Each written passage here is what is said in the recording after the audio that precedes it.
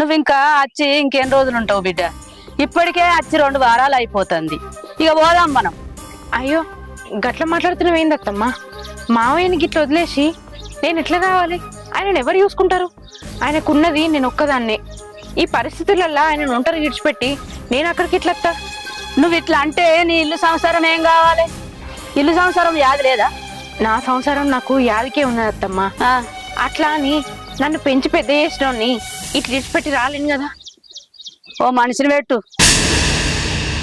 తిరుగు పొరుగు వచ్చి నీ కోడలేది, నీ కోడలు ఇంకా రాదా, ఏడున్నది అనవాటరి. నేనేం చేయాలి? నా తలకాయ తీసుకొని ఎడబెట్టుకోవాలి. ఇప్పుడు నిన్ను తీసుకుపోవటానికే ఇద్దరం వచ్చినాం. ఏమంటావు? పోదాంపా, అత్తవా రావా? అవునే బావాని, అమ్మ చెప్పింది కరెక్టే. బాబాయ్ దగ్గర ఒక మనిషిని పెడదాం, మనం ఇంటికి వెళ్ళిపోదాంపా. ఏంది నువ్వు కూడా గట్లేం మాట్లాడుతున్నావు? అత్తమ్మ అన్నట్టు నేను పని మనిషిని పెడతా. ఆమె పైసల కోసం పని చేస్తుంది కావచ్చు, కానీ నా అంత ప్రేమగా ఆప్యాయతగా మా మామయ్యని చూసుకోదు. నేనే పని మనిషిని పెట్టా. మా మామయ్య మంచిగా అయ్యేదాకా నేనే చూసుకుంటా.